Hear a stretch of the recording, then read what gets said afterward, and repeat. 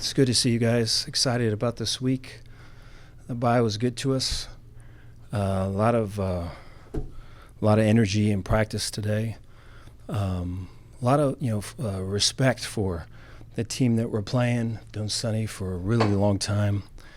Known Andy for a long time. They're a really good team. They had a tough one on Saturday. They're going to come out firing. It's tough to play at their spot.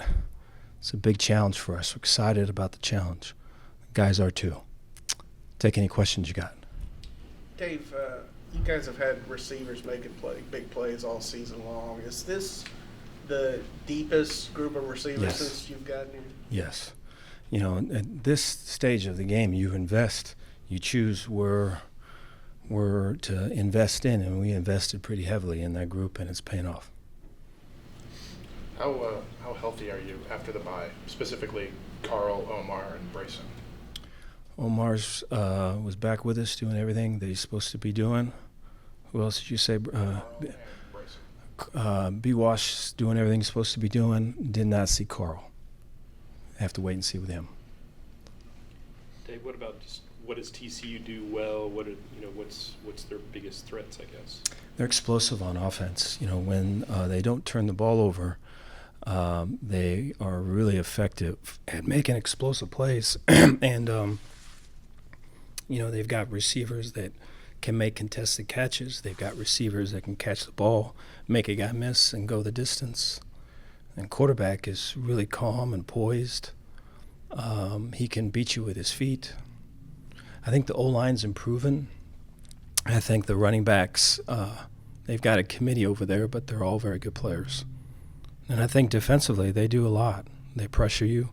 There's a game plan of the week that they got, and it's going to be a challenge for us to run the ball versus all the movement that they got. With those receivers that you brought in, was yard after the catch, was that something that y'all saw in them that could be because it's been really good in terms of there's we tried to find complementary pieces to it. So there's you want to spread the field, and so you want to have the attention of more than one on one of ours. And sometimes that's going to be quick explosive guys. Other times that's going to be longer speed, contested catches.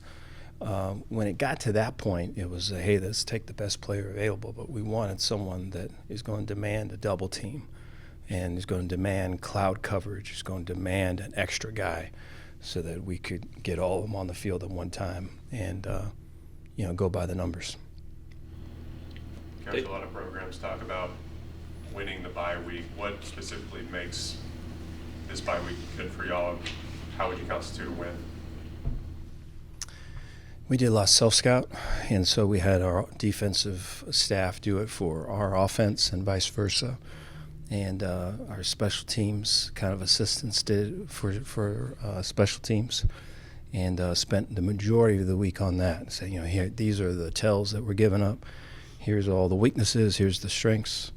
All right, here's some possible places to go, kind of what you've shown on tape, right? Here's a way to kind of complement that look or to remedy the problem, So a lot of time on that. And then the drill work last week corresponded with that. So, here's the issue, here's the problem, here's the solution, here's how we're going to do it. Let's go rep it. And so the majority of last week was all about us. So transitioning now to this week, it's kind of, hey, this is how it fits into what they do. This is where we can live in this area or in this phase of the game. So we're trying to connect it now. Y'all were really good out of the bye week last year, and you mentioned that energy that you felt in practice today. Are there any similarities in the energy you feel now compared to kind of how you felt coming out of the bye weeks last year? Well, I think what's similar is that the guys are hungry. I thought last year was kind of us against the world. It's kind of maybe that way still, But I think it's guys are hungry. Guys want to improve. They're looking for ways.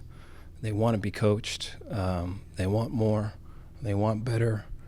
And so when it's like that, it kind of drives you as a coach to give it to them. Connor Hawkins has now hit a couple of game-changing kicks. How have you seen him grow as a player, maybe in confidence and just as a player? Has your confidence kind of grown in him throughout the year?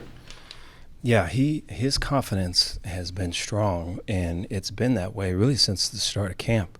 I think prior to that, there's good days and bad days, but there's times where, I talk to Mark Scott and I go, and Mark's, I don't know about this distance, and then he gets next to Connor. He goes, "Hell yeah, we got this distance," and then Connor just has those vibes that come off of him when he's in a position to make a big time kick, and so that's contagious, as we know, and we have a lot of confidence in him moving forward, and it's a big weapon for us. We go for it so much on fourth downs that sometimes all of that kind of gets swept under the rug, but when you need it, you really need it.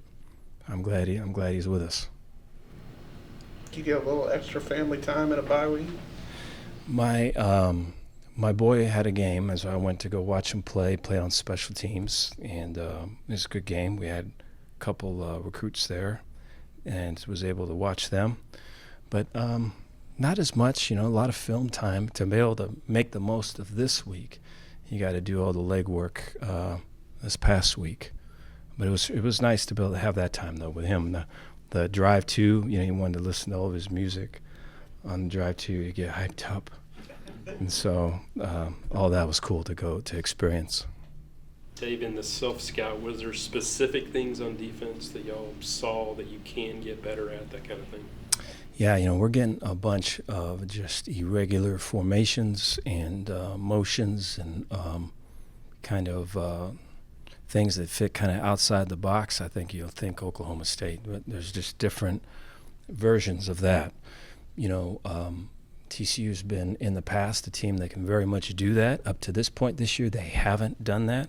We're fully expecting for them to do that versus us. And so to kind of have that knowledge and then to work on it and spend the time on it gives you the best chance come Saturday morning.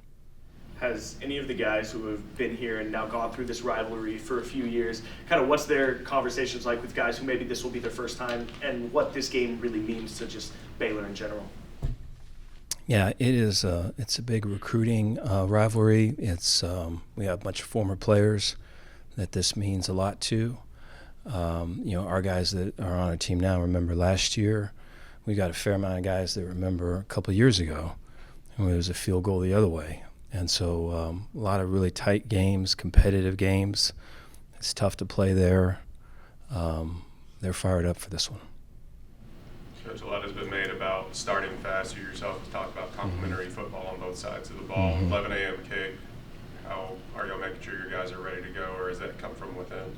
We talk about that a lot. Talked about it again today. We make a point of starting practice with some type of competition or good versus good. I think it's a mindset that you got to carry. The start fast thing really is that, hey, it's like when you run out to a game and there's smoke and you have to run through the smoke. You don't know what's on the other side of the smoke. Starting fast is running through the smoke, right? If it's all clear, you get to know kind of where to go. You're not going to run into somebody. You're not going to be the dude that causes a whole trample situation, right? But you got to run through the smoke. You don't know what's on the other side. That's starting fast. And so really feeling confident in what the schemes are and what their job responsibilities are, no matter what comes or whatever game plan thing comes our way, we're able to kind of play through it. So that's been the emphasis. We're going to continue to try to get that done. Do you want the emotion of a rivalry game, or do you want them to block that out? I think it's good to have. I think if it's always kind of underneath the surface of just real kind of focus and intensity and work and everything else, I think it's good. When it's kind of boiling underneath the surface, it's a good feeling because you know it's there, you know it's pushing people. I very much feel that way, and I'm sure over there they feel the same way. So this is a big one coming up. The fan support of the last two home games maybe hasn't been the best. How important as you begin this next stretch is the fan support, and I don't know, do you have a message for those fans to kind of get them hyped up? Yeah, for us, like the focus is really this game coming up, and so there's some coach, some players this morning, they were bringing up, watching games and seeing all of it, and I kind of jumped on them, man. Hey, we're on the road, we're playing this team. It's going to take everything we got, right? This is where teams fall off and teams separate, and we're all about separating. I know they're saying the same thing over there, so this is going to take everything we got to be able to go out there and play well. And then we do that, come on back here, we can talk about what you're talking about here. Dave, Sawyer's never been a me guy, Mm-hmm. and this is probably not a fair question to ask, but with the numbers that he's put up, should he be in the Heisman conversation? I think he's going to continue to win. I think he's going to continue to be in moments where he's going to shine. I think so. Yeah. I think, I don't think there's going to be a moment that's going to be too big for him. And I think this team is going to fight for him, and they're not going to let him down. And I think you put him in a situation where there's a chance to win it, he's going to win it. And so I think it's only going to get bigger. Getting back in the building today after the bye week, does it seem like the guys maybe are just a little bit refreshed? And I mean, just how ready are they to get back on the field too? I think that's a good word. I thought I could feel that right from the very beginning. We had chapel to start off today, and so there's a lot of energy there. Guys are excited to be back. I think having the time off or just the chance to kind of exhale is good. A lot of work to do, and so they're all excited to get to it. Back to Sawyer, as his profile kind of rises, has he changed? No. I just don't believe he ever will. Yeah, I think he's special. I think we can't take him for granted. I think his impact on our team and on our players, on our student body here, you can't measure. And I think he's all of that. And the best is yet to come for him too. They're different people, but can you make some comparisons with Joe Burrow and what you saw from him that year? When Joe was your quarterback, you always felt like you were in it. You always felt, hey, give him a chance. I think Joe had really good weapons. We do too. I think those two things. I think Joe's a little bit of a different guy, and everyone loves Joe. And so Sawyer and Joe personalities probably different ends of the spectrum. But in terms of competitor, in terms of being up here all the time, watching tape and putting time in, and in terms of having weapons and being able to get the ball to them and use them the right way, I think those things are right on. Okay. Thank you, Thank you, Dave. guys. Thanks, Dave.